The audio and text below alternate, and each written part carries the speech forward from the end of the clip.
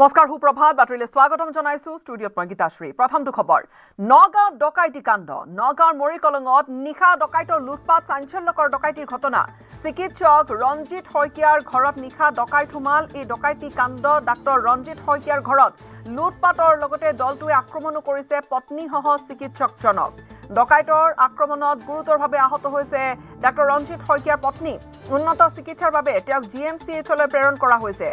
এই দম্পতিকে জিএমচিএইচলৈ প্ৰেৰণ কৰা হৈছে ঘটনাস্থলীত উপস্থিত হ'ল জ্যেষ্ঠ আৰক্ষী অধীক্ষক পাৰ্থপ্ৰতিম দাস নিৰ্বাচনৰ সময়তো চিকিৎসকজনৰ পৰা চুৰি হৈছিল প্ৰায় 28 লাখ টকা দুই নাবালকে চুৰি কৰিছিল ডাক্তৰ ৰঞ্জিত শইকীয়াৰ এই ধনৰাশি সামগ্ৰীৰ হালনাত আৰক্ষী এখন স্কুটিত উদ্ধাৰ কৰিছিল ধনখিনি নগাঁও আৰক্ষীৰ দল ঘটনাস্থলীত উপস্থিত হৈ এতিয়া চলাই নিছে তদন্ত চিকিৎসক দম্পতিক আক্ৰমণ কৰা হৈছে আৰু নগাঁৱৰ পৰা তেওঁলোকক জিএমচিএইচলৈ লৈ অনা হ'ল জিএমচিএইচত চিকিৎসাধীন নগাঁৱৰ মৰিকলঙৰ ঘটনা ইতিমধ্যে আৰক্ষী উপস্থিত হৈছে তদন্ত আৰম্ভ কৰিছে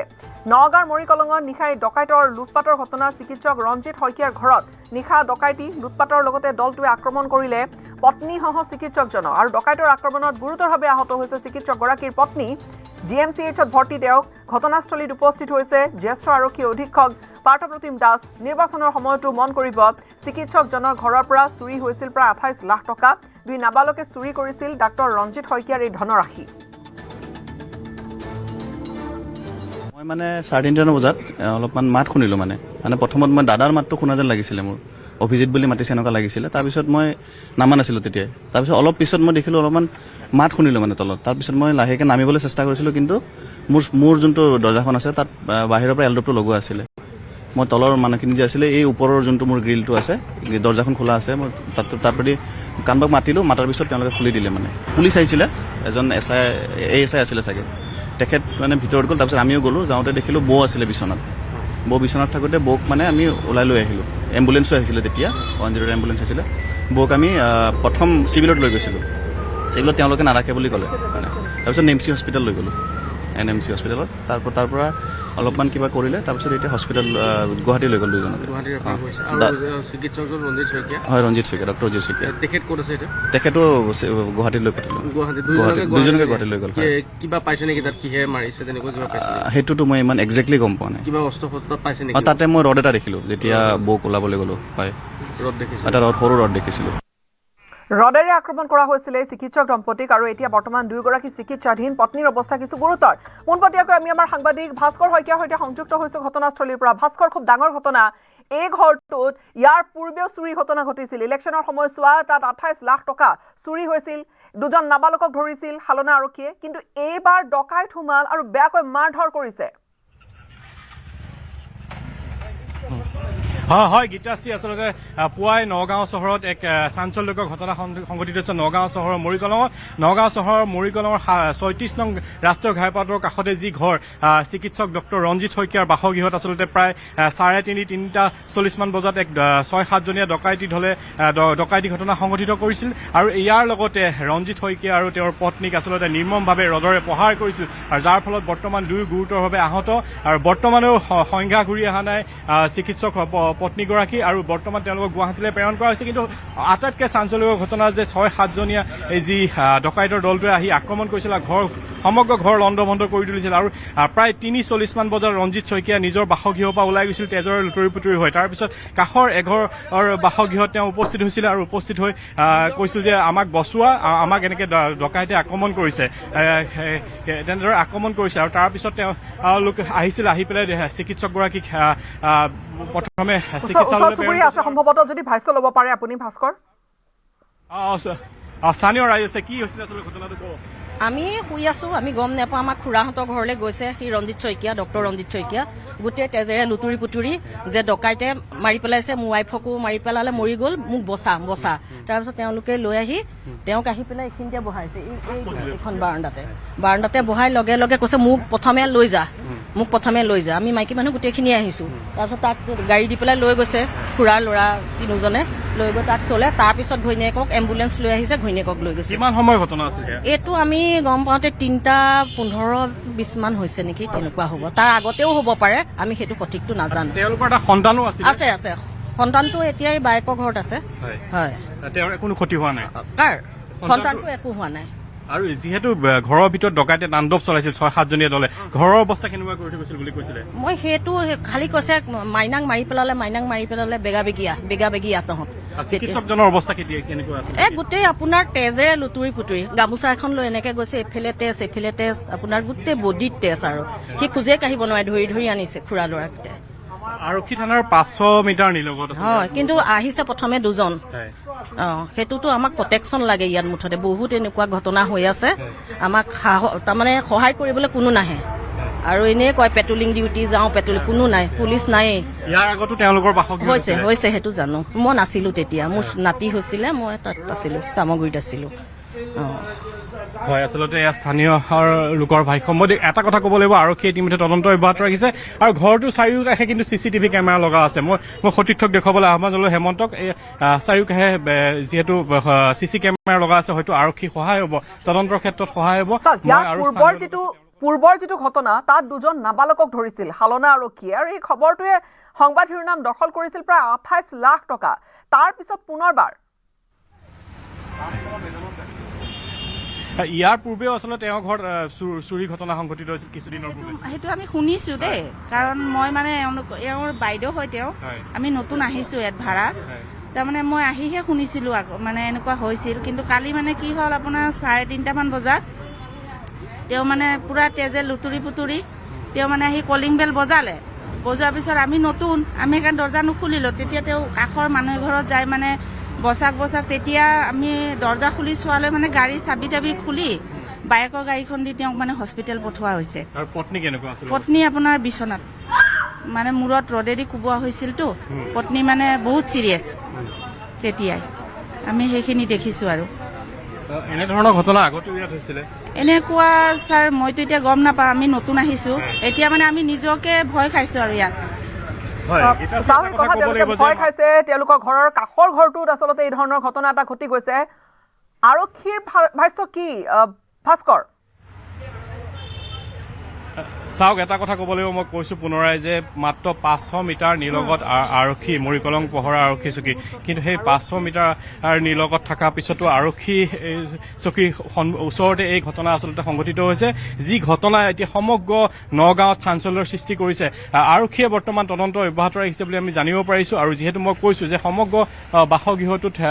CCTV কেমেৰা আছিলে আৰু হয়তো তাত আৰক্ষী সহায় হ'ব মই আৰু স্থানীয় ব্যক্তি আছে তেওঁলোকৰ লগতো এবাৰ কথা পাতিব বিচাৰিম দাদা যি ঘটনা সংঘটিত হল আচলতে সকলোকে কঁপাই তুলিছে দুগৰাকী ব্যক্তিক ৰদৰে প্ৰহাৰ কৰিলে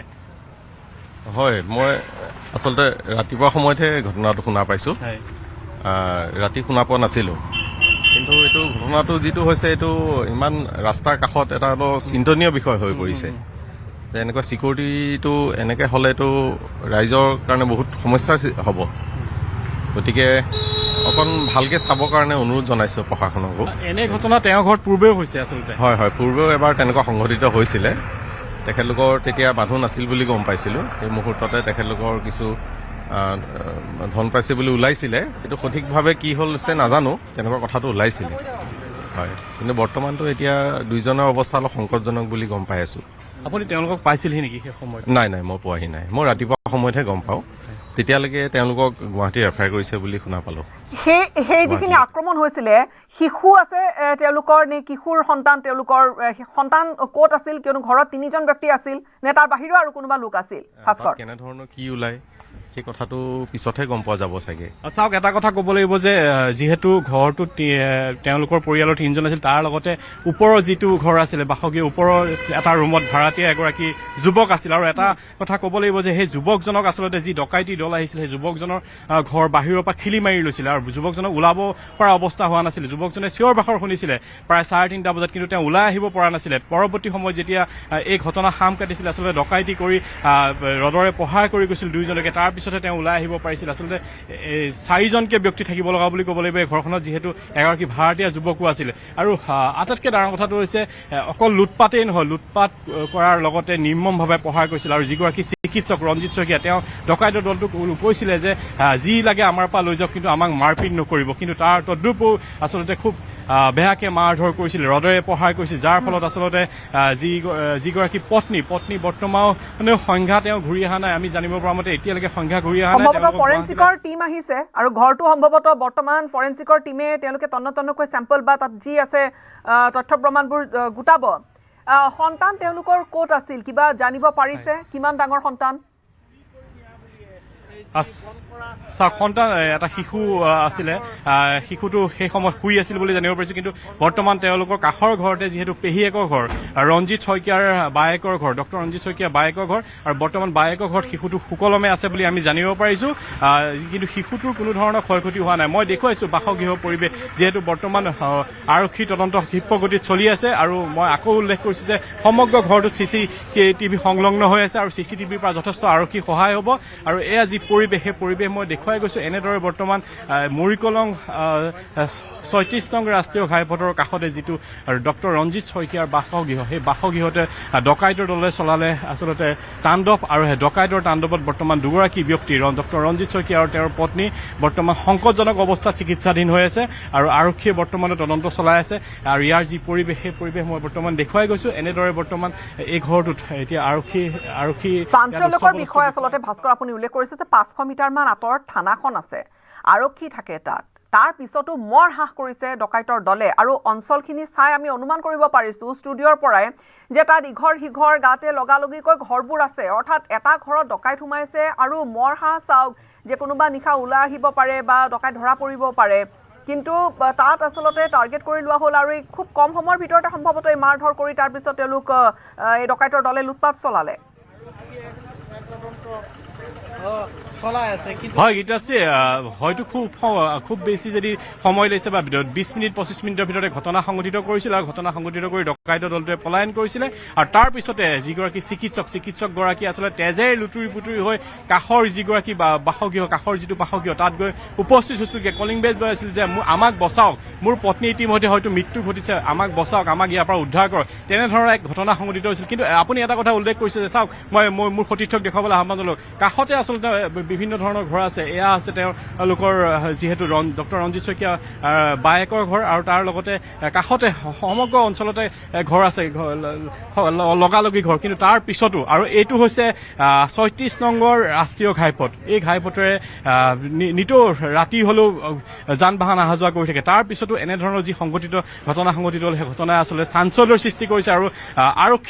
আৰক্ষী পেট্ৰলিং ইয়াত চলিব লাগে আচলতে, যিহেতু 500 মিটাৰ নিলগতে যিহেতু আৰক্ষী থানা। আৰু তাৰ লগে লগে ক'ব লাগিব যে মাত্ৰ কিছুদিন পূৰ্বে এই ঘৰটোত যিহেতু চুৰি কাণ্ড সংঘটিত হৈছিল, তাৰপিছত আৰক্ষীয়ে কিয় চকু নিদিলে? এই ক্ষেত্ৰত আৰক্ষীৰ ওপৰতো কিছু প্ৰশ্ন আহি পৰে। কিন্তু যি ঘটনাই বৰ্তমান মই পুনৰবাৰ কৈছোঁ আচলতে চাঞ্চল্যৰ সৃষ্টি কৰিছে। নিৰ্মমভাৱে ৰদৰে প্ৰহাৰ কৰিলে দুগৰাকী ডক্টৰ আৰু তেখেতৰ পত্নী। ওচৰ চুবুৰীয়া যদি কোনোবা ব্যক্তি আছে ভাস্কৰ, পুনৰবাৰ তেওঁলোকৰ পৰা জানিবলৈ যত্ন কৰক। তাত আচলতে তেওঁলোক সাধাৰণতে হয়তো ডকাইতৰ দলে দীৰ্ঘদিনৰ পৰা তেওঁলোকক লক্ষ্য কৰি আছিল বা তেনেকৈ কোন সময়ত তাত আহি এই ডকাইতি কাণ্ড কৰিব, হয়তো ইতিমধ্যে গোটেই সেই অঞ্চলটো চাই চিতি, কিয়নো কিমান লগালগিকৈ ঘৰবোৰ আছে, তাৰ মাজতো ঘটনা। প্ৰায় 7-8জনীয়া ডকাইতৰ দল এটা তেখেতৰ ঘৰত প্ৰৱেশ কৰিছে বুলি শুনা পাইছোঁ, কাষৰ মানুহে ক'লে। আৰু প্ৰৱেশ কৰি দুজনকে গুৰুতৰভাৱে আঘাত কৰি পেলাই ৰদেৰে মাৰিছে বুলি শুনা পালোঁ। মই ঠিক পোৱাহি নাছিলোঁ সেই সময়ত, কিন্তু ৰদেৰে মাৰি পেলাই খুব গুৰুতৰভাৱে আঘাত কৰিছে আৰু বৰ্তমান তেখেতলোকক গুৱাহাটীলৈ ৰেফাৰ কৰিছে। তেওঁলোকৰ অৱস্থা কেনেকুৱা গম পাইছে নেকি? মহিলাগৰাকী অকণ সংকটজনক বুলি শুনা পালোঁ। আৰু যি চিকিৎসকগৰাকীয়ে কথা বতৰা কৈ আছে, তেওঁলোকৰ এটা পুত্ৰ সন্তান, হয় তেওঁ আছে বৰ্তমান, তেওঁ সৰু 7 বছৰীয়া 8 বছৰীয়া এজন পুত্ৰ সন্তান তেওঁ আছে বৰ্তমান। কিন্তু তেওঁ বিশেষ একো ক'বলৈ পৰা নাই মই জানাত। কোনো অপকাৰ কৰা নাছিলে? তেওঁ অপকাৰ কৰা নাছিল, তেওঁক হয়তো দেখা পোৱা নাছিল নে কি সেইটো গম নাপাওঁ। কিন্তু তেওঁ বিচনাত আছিল বুলি শুই আছিলে ল'ৰাজন, তেনেকে গম পালোঁ। হয়, এনেই স্পটত আহি পেলাই প্ৰায় 4মান বজাত আহি পেলাই একদম কাষৰ মানুহে আহি তেওঁলোকক হস্পিটেললৈ লৈ গৈছিল, পুলিচো প্ৰশাসন আহি পাইছিলহি। চিঞৰ বাখৰ তেওঁ নিজেই গৈছিল বুলি কৈছে, চিকিৎসকজন নিজেই গৈ পেলাই ওচৰৰ মানুহক জগাইছেগৈ যে মোৰ কম সময়ৰ ভিতৰত ঘটনাটো সংঘটিত হৈছে। কম সময় বুলিয়ে গম পাইছোঁ। তেখেতে নিজেই গৈ পেলাই, যদিও খুব হেভি ইনজিঅ'ৰ হৈছে তথাপিও তেখেতে নিজেই গৈ পেলাই ওচৰৰ মানুহৰ ঘৰত জগাই কৰি পেলাই লৈ আহিছে আৰু লগে লগে ওচৰৰ মানুহে চিকিৎসালয়লৈ লৈ গৈছিলে চিভিললৈ। নিশ্চয়কৈ এয়া আচলতে স্থানীয় লোকৰ ভাষ্য মই শুনোৱাইছোঁ। আৰু এনেদৰে বৰ্তমান যি ঘটনাই বৰ্তমান সমগ্ৰ নগাঁও জিলাত আচলতে চাঞ্চল্যৰ সৃষ্টি কৰিছে। দুগৰাকী ব্যক্তিক আচলতে ৰদৰে নিৰ্মমভাৱে প্ৰহাৰ কৰিলে, যি দুগৰাকী ব্যক্তি বৰ্তমান সংকটজনক অৱস্থাত আছে। আৰু যিহেতু আৰক্ষী গিজগিজাই থকা এই নগাঁওখনত এনেধৰণৰ ঘটনা সংঘটিত হ'ল, যি ঘটনা এতিয়া বৰ্তমান সকলোকে হতচকিত কৰি তুলিছে। আৰু যিহেতু এগৰাকী চিকিৎসক, সেই চিকিৎসকগৰাকী ঘৰত পূৰ্বেও এনেধৰণৰ ঘটনা সংঘটিত হৈছিল। আগতেও যিহেতু এক চুৰি ঘটনা সংঘটিত হৈছিলে, তাৰ পিছতো কালি নিশা পুনৰ এই ঘটনা সংঘটিত হ'ল, যি ঘটনাই বৰ্তমান সমগ্ৰ নগাঁৱক জোকাৰি গৈছে বুলি ক'ব লাগিব। যিহেতু বৰ্তমানেও মই পুনৰ উল্লেখ কৰিছোঁ, বৰ্তমানৰ যিগৰাকী পত্নী, সেই পত্নীগৰাকী বৰ্তমানেও সংজ্ঞাহীনতাত ভুগি আছে। আৰু এটা কথা ক'ব লাগিব যে ভগৱানে হয়তো ৰক্ষা কৰিছে, তেওঁলোকৰ যিটো শিশু সন্তান আছিলে, শিশু সন্তানটো কোনো ধৰণৰ অপকাৰ হোৱা নাই, তেওঁ বৰ্তমান সুকলমে আছে। আৰু যি পেহীয়েকৰ ঘৰত বৰ্তমান শিশুটি আছে বুলি আমি জানিব পাৰিছোঁ। আৰু এটা কথা যে আৰক্ষী বৰ্তমান এই ঘৰটোৰ ভিতৰত আৰক্ষী আৰু ফৰেনচিক বিষয়া দল বৰ্তমান প্ৰৱেশ কৰিছে। তেওঁলোকে তন্নকে আচলতে পৰীক্ষা কৰি আছে গোটেই সমগ্ৰ ঘটনাটোৰ বিষয়ত। আৰু হয়তো আমি আশা কৰিছোঁ যি আচলতে দুৰ্ঘটনা সংঘটিত হ'ল, যি ডকাইতি ঘটনা সংঘটিত হ'ল, ডকাইতি ঘটনাৰ শীঘ্ৰে তদন্ত হওক। আৰু যি দুজন ব্যক্তি বৰ্তমান সংকটজনক অৱস্থাত আছে, তেওঁলোকো আৰোগ্য হৈ উঠক। আচলতে এয়াই হৈছে পৰিৱেশ এই মৰিকলং, নগাঁও চহৰৰ মৰিকলঙৰ যি ৰঞ্জিত শইকীয়া বাসগৃহৰ। আৰু যি ঘটনাই বৰ্তমান সমগ্ৰ নগাঁৱত চাঞ্চল্যৰ সৃষ্টি কৰিছে। এই ঘটনাৰ পিছতে ওচৰ চুবুৰীয়া আচলতে ভয়ত ম্ৰিয়মান হৈ পৰিছে, যিহেতু দুগৰাকী ব্যক্তিক ধন সম্পত্তি লুটি নিয়াৰ লগতে ৰদেৰে প্ৰহাৰ কৰিছিল। আচলতে ৰদেৰে প্ৰহাৰ কৰাৰ পিছত তেওঁলোকক, যিহেতু পত্নীগৰাকী বৰ্তমানে সংজ্ঞা ঘূৰি অহা নাই আৰু বৰ্তমান চিকিৎসাধীন হৈছে। আৰু যিগৰাকী ব্যক্তি আছিলে চিকিৎসকগৰাকীক তেওঁৰ যিহেতু মূৰদি তেজেৰে লুটুৰি-পুটুৰি হৈছে, তেজেৰে লুটুৰি-পুটুৰি হৈ তেওঁ আচলতে দৌৰি গৈছিল কাষৰ যিহৰ বাসগৃহত খবৰ দিবলৈ, আমাক বচাওক। আৰু তেনে এক অৱস্থাৰ সৃষ্টি হৈছিল আচলতে। আৰু আমি জানিব মতে ঘৰৰ ভিতৰৰ পৰা সকলো ধৰণৰ সামগ্ৰী লুটি নিছে। আৰু যিহেতু যিগৰাকী ভাড়াতীয়া, এই ওপৰত যিগৰাকী ভাড়াতীয়া আছিল, সেই ভাড়াতীয়াগৰাকী বাসগৃহৰ যিখন দৰ্জা আছিল, দৰ্জাৰ খিলিটো বাহিৰৰ পৰা মাৰি লৈছিল আচলতে ডকাইতৰ দলটোৱে, যাতে যুৱকজন ওলাই আহিব নোৱাৰে। যুৱকজনে চিঞৰ বাখৰ শুনিছিলে, প্ৰথম অৱস্থাত যুৱকজনে চিঞৰ বাখৰ শুনিছিল, কিন্তু শুনাৰ পিছতো তেওঁ ওলাই আহিব পৰা নাছিল। আৰু যাৰ পৰিপ্ৰেক্ষিতত এনেধৰণৰ ঘটনা সংঘটিত হ'ল খুব কম সময়ৰ ভিতৰত। আজি স্থানীয় ৰাইজে কৈছে খুব কম সময়ৰ ভিতৰত এই ঘটনা সংঘটিত হৈছে, যাক লৈ এতিয়া শংকিত হৈ পৰিছে স্থানীয় ৰাইজ। মই চেষ্টা কৰিম আৰু আচলতে ৰাইজ আছে তেওঁলোকৰ লগতো কথা পাতিবলৈ চেষ্টা কৰিম, যিহেতু এনেধৰণৰ ঘটনাই বৰ্তমান সমগ্ৰ নগাঁওবাসীক শংকিত কৰিছে। স্থানীয় ৰাইজ হিচাপে কি ক'ব এই যি ঘটনা সংঘটিত হ'ল? অতি দুৰ্ভাগ্যজনক ঘটনা। আজি কিছুদিন আগত এনেকুৱা এটা ঘটনা তেওঁৰ ঘৰত হৈছিল আৰু 27 লাখ টকা চোৰে লুটপাট কৰি লৈ গৈছিল। তাৰপিছতো পুলিচ সম্পূৰ্ণৰূপে সক্ষম হৈ তেওঁলোকৰ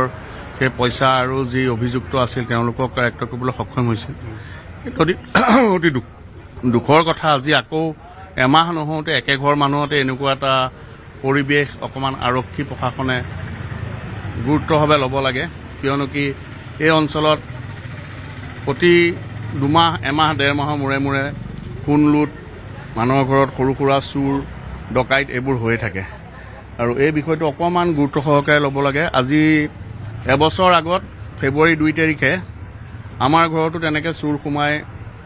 মোৰ ৱাইফৰ যিমানখিনি সোণৰ বস্তু আছিল এই গোটেই বস্তু লৈ গৈছিল। সম্পূৰ্ণ অজ্ঞান অৱস্থাত আমি গোটেইকেইটা পৰি আছিলোঁ। কিন্তু এনেকৈ হৈ থাকিলে এইখিনি অঞ্চলৰ মানুহে বেলেগ ব্যৱস্থা পন্থা গ্ৰহণ কৰিবলৈ বাধ্য হ'ব। 200 বা 300 মিটাৰ নিলগত আৰক্ষী চকীখন আছিল। সেইটো অতি দুৰ্ভাগ্যৰ কথা যে 200-300 মিটাৰ দূৰত আৰক্ষী চকী থকাৰ পিছতো এনেকৈ চোৰে গিজগিজাই ঘূৰি ফুৰিছে। মই আৰক্ষীক সম্পূৰ্ণৰূপে দোষাৰোপ নকৰোঁ, কিয়নো কি এই অঞ্চলত বহুত ভাড়াঘৰ আছে। ভাড়াঘৰত কেনেকুৱা ধৰণৰ মানুহ আছে সেই ওপৰত কোনো ধৰণৰ তদন্ত নহয়। আজি কচলুখোৱা অঞ্চলেই চাওক, মৰিকলং অঞ্চলেই চাওক, অৰিজিনেল মানুহ আছে, ভাড়াঘৰৰ সংখ্যা বেছি, ভাড়াঘৰৰ মানুহৰ বেছি। সেই বস্তুটোৰ ওপৰত কোনো ধৰণৰ আইডেণ্টিটি নাৰাখাকে বহুত ভাড়াতীয়াক ৰাখি থৈছে, যিটোৰ ফলত আজি এনেকুৱা এটা পৰিৱেশৰ সৃষ্টি হৈছে। বিভিন্ন ধৰণৰ গেং আহি ইয়াত উপস্থাপিত হৈছে। নাৰী ব্যৱসায় লগত জড়িত মানুহ, ইয়াৰ লগত জড়িত, ড্ৰাগছৰ লগত জড়িত, স্ক্ৰেপৰ ব্যৱসায় আছে এইখিনি এৰিয়াত। গতিকে এইবোৰ বস্তু অকণমান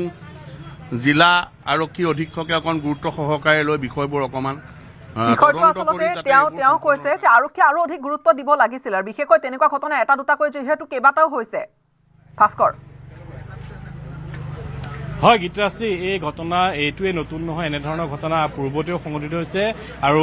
যোৱা মাহতো এনেধৰণৰ ঘটনা এই ঘৰৰ ব্যক্তি ঘৰতে ডক্টৰ ৰঞ্জিত শইকীয়া গৃহতে সংঘটিত হৈছিল তাৰ পিছত ঘটনা আচলতে আৰক্ষীয়ে কেনেভাৱে লৈছিল যিগৰাকী ব্যক্তিৰ সৈতে আপুনি কথা পাতিলে তেওঁ কৈছে যে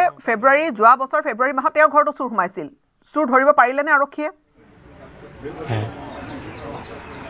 হয় সেই বিষয়ে আমি তেওঁক সুধিব লাগিব কিন্তু কথাটো হৈছে যে যি ধৰণৰ আৰক্ষী আচলতে ব্যৱস্থা ল'ব লাগিছিল সেই ধৰণৰ হয়তো ব্যৱস্থা লোৱা নাই যাৰ পৰিপ্ৰেক্ষিতত এনেধৰণৰ ঘটনা সংঘটিত হৈছে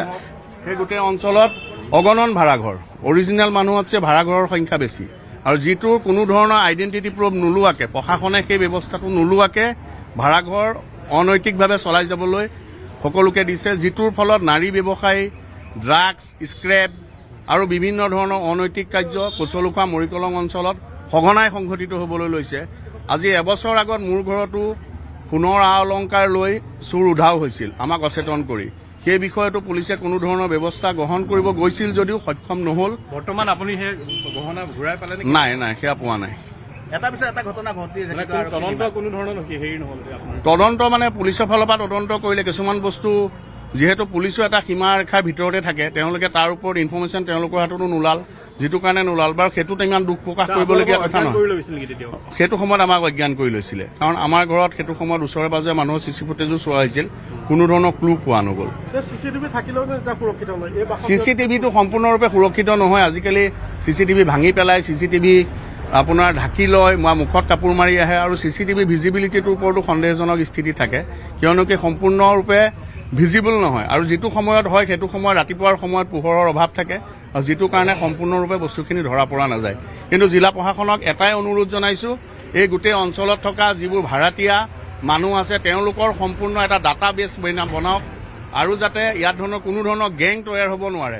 নাৰী ব্যৱসায়ীসকল ইয়াত সক্ৰিয়ভাৱে সষ্টম কচলুখোৱা অঞ্চলত আজি কিছুদিনৰ আগতে আমিয়ে উৎখাত কৰি পেলাই পুলিচক গতাই দিছিলোঁ এনেকুৱা ধৰণৰ ঘটনা ঘটি গৈছে এঘৰ মানুহৰ পৰা যায় আৰু এঘৰ মানুহলৈ যায়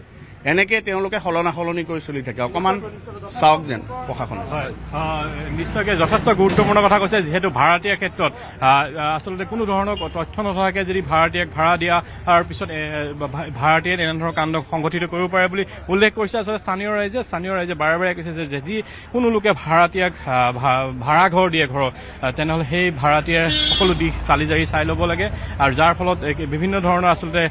নাৰী দেশ চক্ৰই হওক বা বিভিন্ন ধৰণৰ চুৰ ডকাইতি ঘটনাই সংঘটিত হৈ আহিছে আৰু সেয়া আচলতে এটা দিশ বুলি ক'ব লাগিব আৰু এনেদৰে বৰ্তমান আমি যি মৰিকলং নগাঁও চহৰৰ মৰিকলঙৰ আৰু যি ৰঞ্জিত শইকীয়া বাসগৃহৰ পৰা আমি পোনপটীয়াকৈ সামগ্ৰিক পৰিৱেশ দেখুৱাইছোঁ আৰু যিহেতু আমি কৈছোঁৱে যে আৰক্ষীয়ে ইতিমধ্যে তদন্ত চলাইছে আৰু আমি আশা কৰিছোঁ আৰক্ষী তদন্ত ক্ষীপ্ৰতৰ হওক আৰু লগতে যি দুগৰাকী ব্যক্তি বৰ্তমান সংকটজনক অৱস্থাত চিকিৎসাধীন হৈ আছে তেওঁলোক শীঘ্ৰে আৰোগ্য হৈ উঠক আৰু এই যি ঘটনা আপডেট পাইছে নেকি যে পত্নী বৰ্তমান GMCHত তেওঁ চিকিৎসাধীন ৰঞ্জিত শইকীয়াৰ পত্নী তেওঁ শেহতীয়াকৈ কি আপডেট আছে বা তেওঁৰ স্বাস্থ্য কেনেকুৱা কিবা আপডেট আপুনি লাভ কৰিছে চাওক এতিয়ালৈকে আমি শেহতীয়াকৈ জানিব পৰা মতে তেওঁৰ পত্নী ডক্টৰ ৰঞ্জিত শইকীয়াৰ পত্নী বৰ্তমানলৈকে সংজ্ঞা ঘূৰি অহা নাই কিন্তু হয়তো চিকিৎসকে চেষ্টা চলাই আছে যিহেতু ইয়াত চিকিৎসকে পোনে পোনে ইয়াৰ পৰা গুৱাহাটীলৈ ৰেফাৰ কৰিছিল তেওঁ যথেষ্ট মূৰত আঘাত পাইছিল ৰডেৰে মূৰত তেওঁ প্ৰহাৰ কৰিছিল আৰু তেওঁ আঘাত পাইছিল আৰু সংজ্ঞাহীন হৈ পৰি ৰৈছিলে আৰু যিহেতু গুৱাহাটীলৈ নিয়া হৈছে প্ৰাৰম্ভিক পৰ্যায়ত বৰ্তমান চিকিৎসা চলি আছে বৰ্তমানলৈকে কোনো ধৰণৰ আমি খবৰ লাভ কৰা নাই ধৰণেৰে আচলতে মাৰধৰ কৰিছিল আৰু তাৰপিছতে লুটপাটৰ ঘটনা আৰক্ষীয়ে কিমান সোনকালে ডকাইতৰ গেঙক ধৰি উলিয়াবলৈ সক্ষম হয় সেয়া লক্ষণীয় হ'ব চিকিৎসক আৰু চিকিৎসকৰ ঘৰত এই ধৰণৰ এটা লুটপাটৰ ঘটনা সম্পূৰ্ণ অঞ্চলটোতে কিন্তু এতিয়া নিৰাপত্তাৰ বিষয়টো খুব গুৰুত্ব সহকাৰে ল'বলৈ আৰক্ষীক আহ্বান কৰিছে তাত থকা ওচৰ চুবুৰীয়া লোকসকলে ভাস্কৰ আমি পৰৱৰ্তী সময়ছোৱাত অধিক জানিম আপোনাৰ পৰা আৰক্ষীৰ টীম তাত ফৰেনচিকৰ দল যিহেতু উপস্থিত হৈছে আৰক্ষীয়ে কি কয় ডাঙৰ ঘটনা এটা আৰক্ষী কি কয় সেয়া লক্ষণীয় হ'ব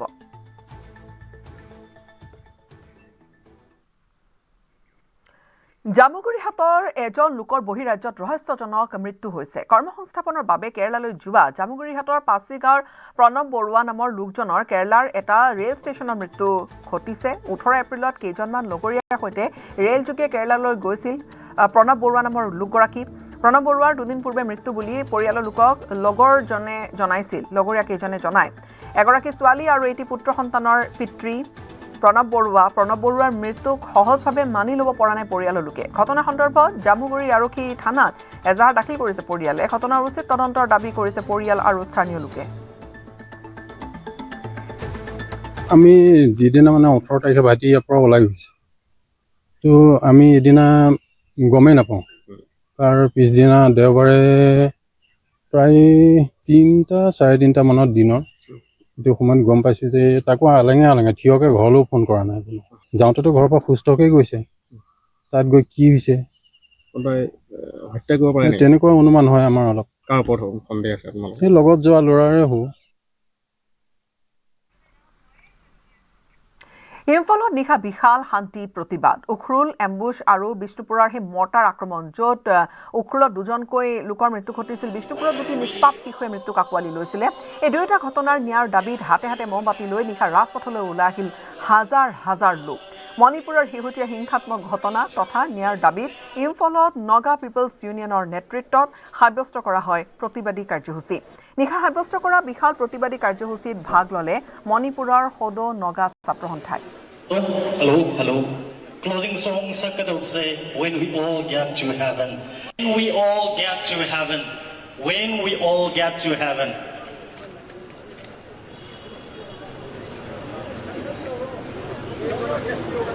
Oh.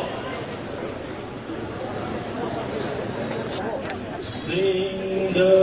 wonders of His grace in the mansions bright. When we all pilgrim pathway, God's will overspread the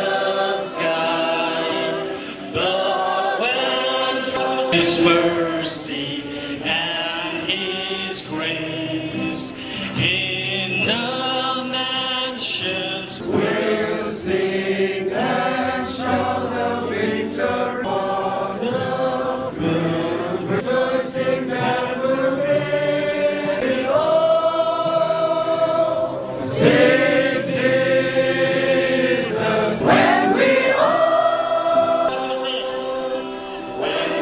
all get to heaven. What a day of rejoicing that Facts can't be denied. We all came across what is happening in our land. In the midst of all these happenings and challenges, the government must come up with a solution. The solution based on the historical facts. The government has the history documents and all the facts are with the government. They must come up with these historical facts and bring peace and solution to this already turmoil situation in the state of Manipur. It's very, very unfortunate and very unbecoming of our Christian brothers. As we all know, that the declaration in accordance with the Naga customary law was made by the United Naga Council, ANSAM and Naga Women Union to declare this period as a mourning day to show our respect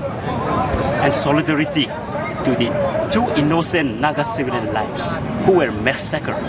on their way back home along National Highway 202 at TM Kasomules.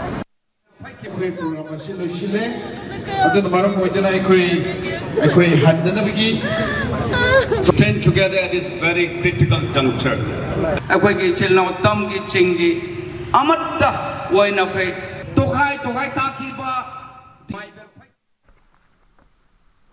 আজি পৱন খেৰাৰ অগ্ৰিম জামিনৰ আবেদনৰ ৰায় দিব আদালতে গুৱাহাটী উচ্চ ন্যায়ালয়ে প্ৰদান কৰিব কংগ্ৰেছী নেতাজনৰ অগ্ৰিম জামিনৰ আবেদনৰ ওপৰত সংৰক্ষিত কৰি ৰখাৰ ৰায় ইপিনে মুখ্যমন্ত্ৰীৰ পত্নীৰ বিৰুদ্ধে ভুৱা অভিযোগ আনি বিপদত পৰিছে কংগ্ৰেছৰ জ্যেষ্ঠ নেতা পৱন খেৰা সংবাদমেল পাতি পৱন খেৰাই দেখুৱাইছিল মুখ্যমন্ত্ৰীৰ পত্নীৰ নামত থকা 3খন দেশৰ ভুৱা পাছপোৰ্ট পৱন খেৰাই দিয়া সকলো তথ্য ভুল বুলি প্ৰমাণিত কৰিলে বিদেশ মন্ত্ৰালয়ে তদন্তৰ অন্তত এই কথা সদৰি কৰিলে ভাৰতৰ বিদেশ মন্ত্ৰালয়ে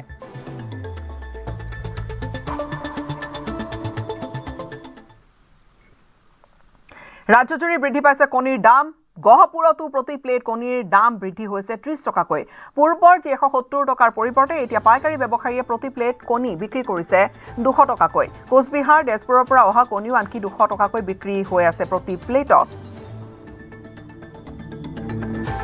আৰু কণীৰ দামো বাঢ়িছে কোচবিহাৰৰ তেজপুৰৰ প্ৰতি প্লেট কণীৰ দাম এতিয়া 200 টকা পাইছেগৈ আৰু এই ধৰণে কণীৰ দাম বৃদ্ধিয়ে কিন্তু পুনৰবাৰ জলাকলা খুৱাইছে সৰ্বসাধাৰণ ৰাইজক